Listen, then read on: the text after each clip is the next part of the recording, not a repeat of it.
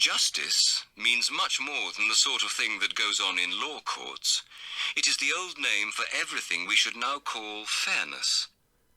It includes honesty, give and take, truthfulness, keeping promises, and all that side of life. And fortitude includes both kinds of courage, the kind that faces danger, as well as the kind that sticks it under pain. Hello, my wonderful viewers, and welcome to another episode of Betty Adams Overanalyzes. Now, today is going to be a little bit different. For one, it's going to be a spoiler-free review, because there is just so much going on in this episode that I don't have time to do it justice today. So instead, I am going to focus on the next episode. Today, we are going to look at Season 2, Episode 2, or Chapter 10 of The Mandalorian, The Passenger. What you say? Aren't those two conflicting statements you just made? Which are we going to do, Chapter 10 or the as-yet unreleased Chapter 11?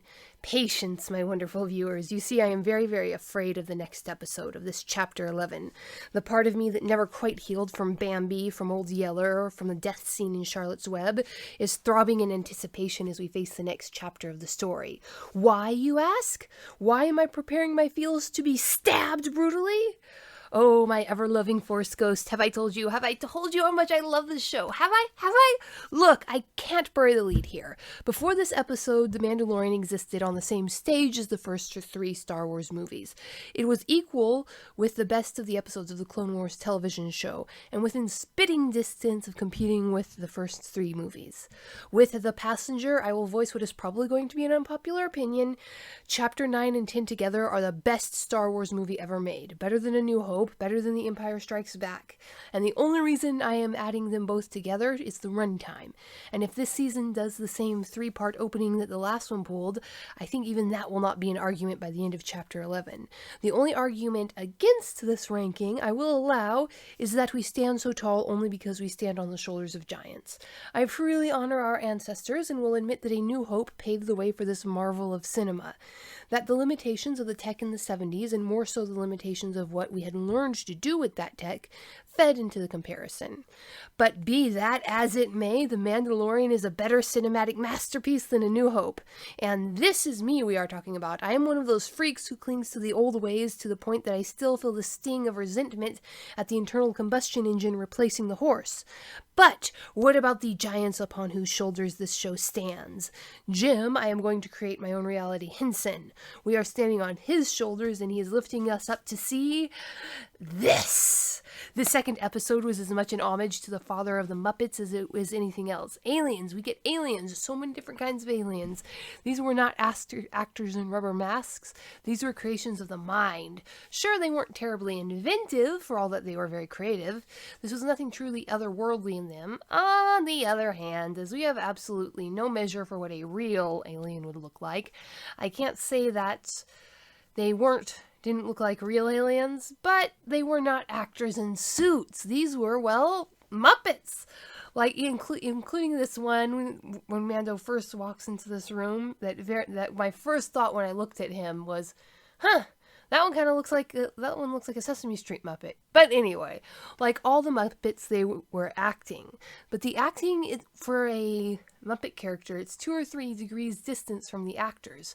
In an interview last season, Pedro told a charming story about how he ad-libbed a line, and the puppeteers actually responded to his ad-lib by turning Baby Yoda's head to look at him in surprise, which he in turn reacted to again.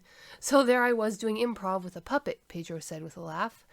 And the showrunners aren't letting the traditional puppeteers have all the fun of this inanimate acting, if we can call it that. From the very first, the Beskar on Mando's helm is telling a part of the story.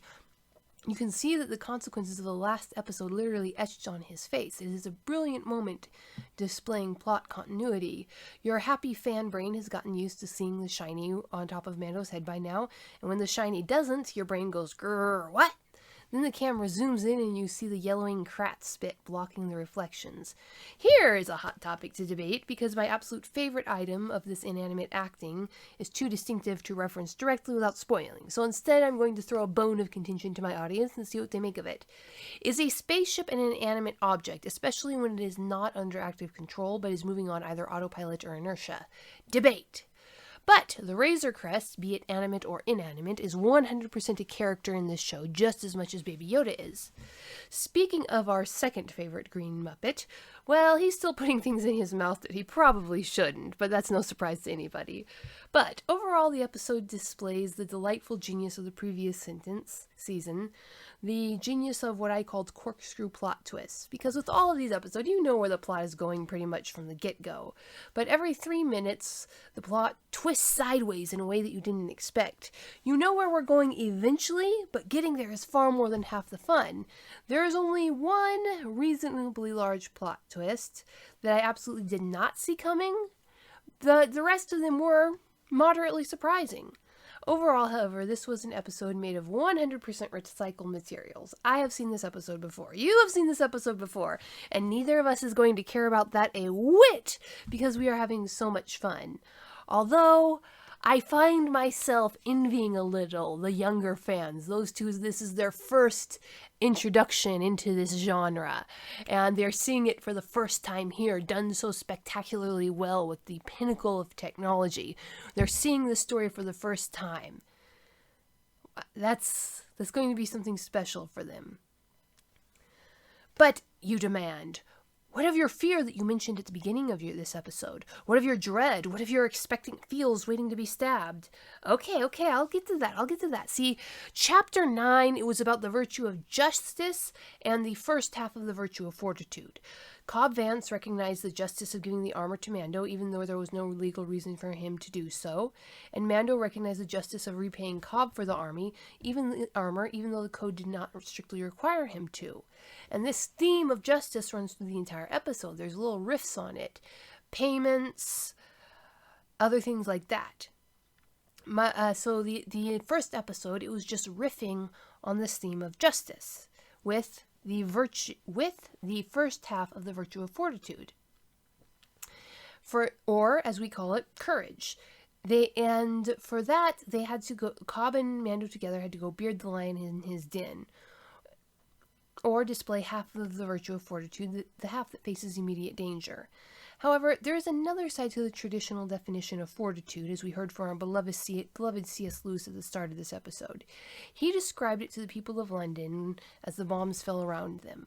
The second half is the kind of fortitude that sticks it under pain, the kind that led the now famous Keep Calm and Carry On slogan campaign. The justice side of this episode 10, has the same flavor when the story demands that Mando show justice beyond the ordinary to Cobb and Vance. Mando is at his prime, rested, uninjured, and presented with a challenge that will bring him honor and glory. He killed a greater crate dragon. That is something to talk about, even if Mando's not the kind to brag. But in this episode 10, when Mando is asked to show justice beyond the ordinary, he's already hurting, tired, cold. No one will ever know what he did. This is no glorious battle, but a tiresome chore. But justice does demand it of him, and he does deliver. As C.S. Lewis said, you can't display any of the other virtues very long without using the second type of fortitude as well. Grit, if you will. So there you have it, the two halves of fortitude according to the beloved British author, bravely facing the lion in his den and grimly powering through adversity on your way to your goal. A nice tidy little start to the season with the theme of justice all through. Why am I scared, you asked? Why does this frighten me?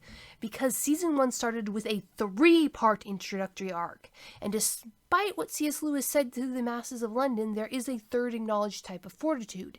It is perhaps only a fusion of the other two, or a natural outgrowth of the second. But across the pond from C.S. Lewis a few decades earlier, Mark Twain defined a third and final form of fortitude in A Connecticut Yankee in King Arthur's Court. Listen to this excerpt from one of Mark Twain's greatest works. He came forward into the light. Upon his breast lay a cinder girl of 15. She was but half conscious. She was dying of smallpox. Here was heroism at its last and loftiest possibility, its utmost summit. This was challenging death in the open field unarmed, with all the odds against the challenger. No reward set upon the contest, and no admiring world in silks of cloth of gold to gaze and applaud. And yet the king's bearing was as serenely brave as it had always been in those cheaper contests, where knight meets knight in equal fight and clothed in protecting steel. He was great now, sublimely great. The rude statues of his ancestors in his palace should have an addition. I would see to that. And it would not be a mailed king killing a giant or a dragon. Like the rest, it would be a king in commoner's garb, bearing death in his arms, that a peasant mother might look upon her last child and be comforted. This is the third and final form of fortitude, and demanding that Mando display it would be a perfectly natural in context. In Twain's story, Britannia was an outlying remnant of a fallen empire, just beginning to claw its way back to a form of civilization and order. In short, Mando is in the exact same situation as this Twain's King Arthur. He has his code, he has his martial courage, and the world around him is full of death, and inevitably, under these conditions, disease. So forgive me for a moment if I fear that we are going to find the next group of people he encounters a plague-stricken covert of, if we are going strictly with the comparison to Mark Twain's story, disgraced Mandalorians, and we will be forced to watch while Mando tenderly carries the last dying girl of the coverts to the covert's matriarch so that they can die in each other's arms. Down feels it. Hasn't happened yet. We don't know if it's even going to happen. Anyway, this could all be for nothing. Perhaps this is meant to be a 2-episode arc only, and the third form of fortitude was simply included with the second, as Lewis did in his analysis. Perhaps. So, what do you think, my wonderful viewers? Will Mando find a plague-stricken covert under the ban of all true Mandalorians? Will the third and final form of fortitude be called to? Leave a like below you if you agree, and leave a comment blasting my theories like one of Sabine's sticky bombs if you disagree. The spoiler review will be out Sunday. Peace out, my